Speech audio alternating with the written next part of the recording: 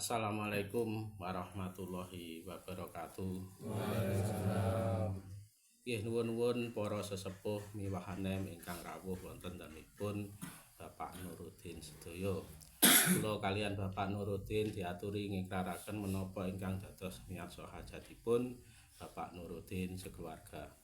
Ing wekdal menika Bapak Nuruddin sekeluarga dipun pasaken ngedalaken rejeki saking Pangeran rupi ambengan menika kadamel sedekah krana Allah taala lan nyedakahi anggenipun Bapak Nuruddin sekeluarga anggenipun nglampahi unggahan lan anggenipun badhe nglampahi siam wonten wulan Ramadan nggih saged slamet wilujeng lan anggenipun pengiling-ilingi para leluhuripun sedaya.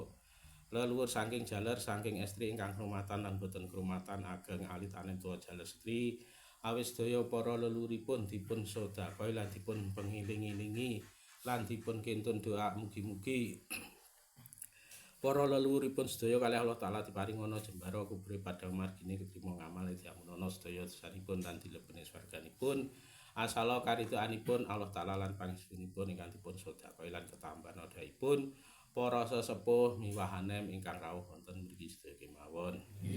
Kejawi menika anggenipun rakit sekul suci ulam sari rasa kadamel caos pahormatan dumateng Gusti panutanipun Kanjeng Nabi Muhammad segarwa putra lumengseripun dhateng sahabatipun sekawan Abu Bakar, Umar, Utsman, Ali awis sedaya dipun caosi pahormatan sareng-sareng nggih panjenenganipun nggih nyuwunaken Syekh Supahat wilujeng anggenipun Bapak Nuruddin sekeluarga anggenipun nglampahi unggahan lan anggenipun badhe nglampahi siam wonten wulan Ramadan nggih saged slamet wilujeng lan anggenipun pengiling-ilingi para leluhuripun sedaya.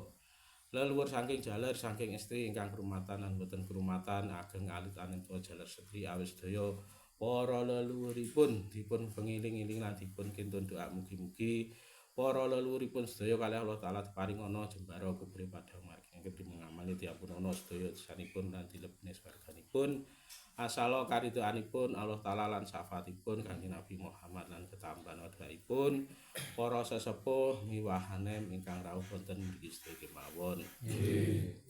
Lan terus caos mulih dateng Kanjeng Nabi Adam, Ibu Hawa, Bapak Angkasa lan Ibu Bumi lan terus caos mulih dateng para nabi, para wali, para pandhita, para guru, para syuhada, para mukmin, para petuah, para awis sedaya dipun caosi mulih sareng-sareng nggih panyunanipun nggih nyuwunaken Syekh Supangat wilujeng anggenipun Bapak Nuruddin sekeluarga anggenipun nglampahi unggahan lan anggenipun badhe nglampahi siam wonten wulan Ramadan nggih saged slamet wilujeng lan anggenipun pengiling-ilingi leluhuripun sedaya. Leluhur saking jaler saking estri ingkang krumatan lan boten krumatan ageng alit anenta jaler setri awis sedaya para leluhuripun dipun pengiling-ilingi lan dipun kintun doa mugi-mugi para leluhuripun sedaya kalih Allah taala diparingana jembara kubure padang margine trima ngamale diampunana sedaya dosanipun lan dilebeni swarganipun asala karidhoanipun Allah taala lan ketambahan doaipun para sesepuh miwahanem ingkang rawuh wonten mriki sedaya kemawon. Lan terus caos mulih dhateng tiyang sepuhipun Bapa Rina Ibu Wengi ingkang maringi wekdal lawan dalu lan terus ngawiningani dhateng cikal bakal lan akal bakal cikal bakal dusun Darungan lan Banjar kangenipun Bapak Nuruddin lan terus merdeni dhateng dinten 7 Kenan gangsal sasi 12 taun 8 sekawan wuku 3 dasa lan merdeni malih dhateng dinten kala nas lan sangar kala dina kala sasi naga taun jaba wuku lan sakcariting dalan lan merdeni malih dhateng dinten paringkelan ringkel jalma ringkel aryang kala bubur dinten was lan sangaring taun lan merdeni malih dhateng dinten tali wangke sampar wangke sare agung kala dite dendan hutan sekang turunan ingkang dipun lenggahaken wonten dinten Selasa kliwon kadamel nglampahi unggahan lan anggenipun Bapak Nuruddin sekeluarga anggenipun badhe nglampahi siam wonten Ramadan nggih saged slamet wilujeng lan anggenipun nyudakai lan pengiling-ilingi lan kirim doa dhateng para leluhuripun sedaya leluhur saking jaler saking estri ingkang krumatan lan boten krumatan ageng alit anenta jaler setri awis sedaya para leluhuripun dipun pengiling-ilingi mugi-mugi para leluhuripun sedaya kalih Allah taala paringana jembara kubure padang margine ketrima ngamale diampunana sedaya dosanipun lan dilebeni swarganipun asala karidhoanipun Allah taala lan ketambahan doaipun para sesepuh wahanem ingkang rawuh wonten mriki sedaya kemawon. kemawon. Nggih.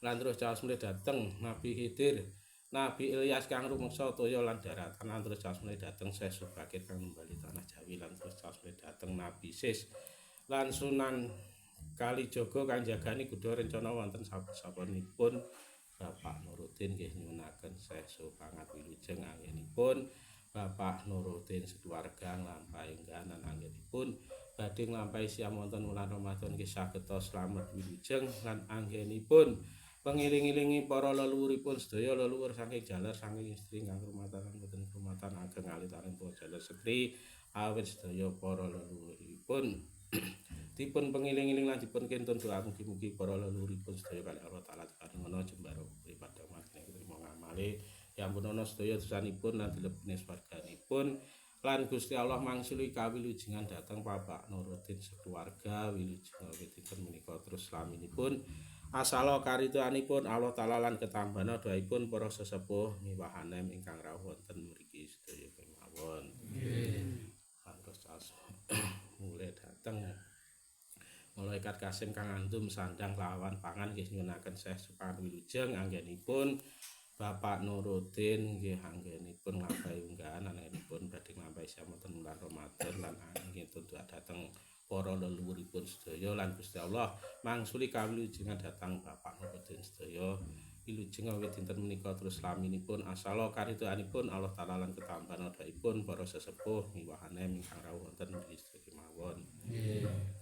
Lan terus caos mulih dateng bumi barzah kadamel makam roh jisimipun para leluhuripun Bapak Nuruddin sedaya leluhur saking jaler saking istri ingkang rumatan lan boten rumatan ageng alit anem tuwa jaler setri awit sedaya para leluhuripun dipun sedakahi dipun pengiling-iling lan dipun kentun doa mugi-mugi para leluhuripun sedaya kali Allah taala sageta disampurnaken wangsul dhateng asal mula-mulanipun jisim turut wangsul dhateng Nur Muhammad Farid jisim manawi wangsul dhateng Nur Muhammad Dini jisim aktif wangsul dhateng Nur Muhammad Ka sageta sampurna wangsul dhateng asal mula-mulanipun asal Adam wangsul dhateng Adam asal Nur Muhammad wangsul dhateng Nur Muhammad asal Allah wangsul dhateng Allah sageta sampurna wangsul dhateng asal mula-mulanipun asal karidoanipun Allah taala lan ketambahan doaipun para sesepuh miwahanem ingkang rawuh wonten mriki sedaya kemawon. Jawi menika anggenipun ngrakit apem kadamel ngintun doa dhateng para leluhuripun Bapak Nuruddin sedaya leluhur saking jaler saking istri ingkang rumatan lan boten rumatan ageng aliran tuwa jalestri awit sedaya para leluhuripun dipun kentun doa-doa dados menuwun pun lan mugi-mugi para leluhuripun Bapak Nuruddin sedaya kali Allah taala paringono jembara kubur padang margine ketrima ngamale diampunana sedaya dosanipun lan dilebetne swarganipun lan Gusti Allah mangsuli kawilujengan dhateng Bapak Nuruddin sekeluarga wilujeng awit dinten menika terus laminipun asala karidoanipun Allah taala lan ketambahan doaipun para sesepuh miwahanem ingkang rawuh wonten mriki sedaya kemawon. Nggih.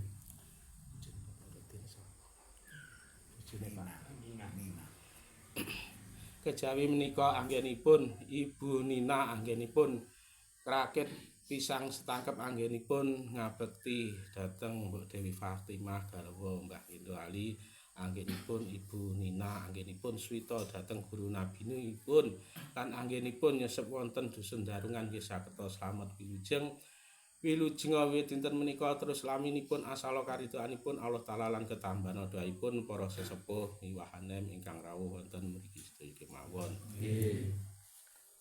Jawi menika anggenipun ngrakit jenang sengkala kadamel nulak kala bika kalanipun para leluhuripun Bapak Nuruddin sedaya lan kala bika kalanipun Bapak Nuruddin sekeluarga sengkala ingkang sampun dumawah dados kawilujengan kang dereng tinulak maring Allah kantuna slamet rahayu wilujeng awit dinten menika terus laminipun asala karidoanipun Allah taala lan ketambahan doaipun para sesepuh miwahanem ingkang rawuh wonten mriki sedaya kemawon.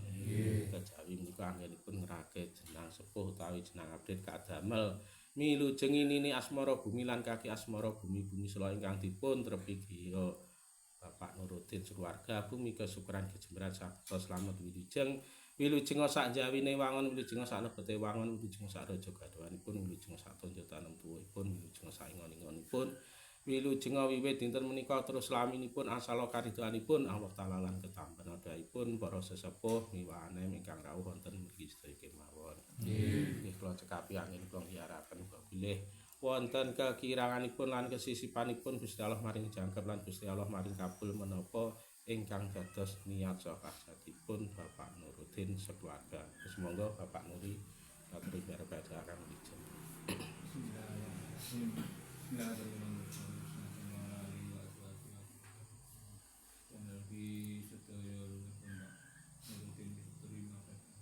Al-Fatihah.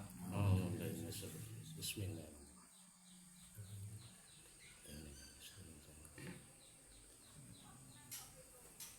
Allahumma shalli ala sayyidina Muhammad wa ala ali sayyidina Muhammad. Amin. Amin. Amin. Amin. Amin. Amin. Amin.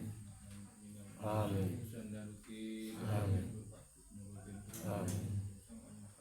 Amin. Amin.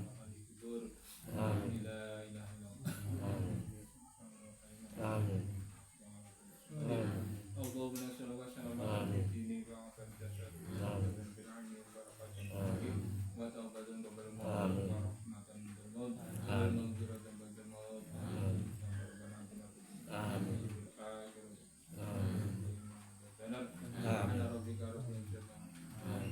Alhamdulillah.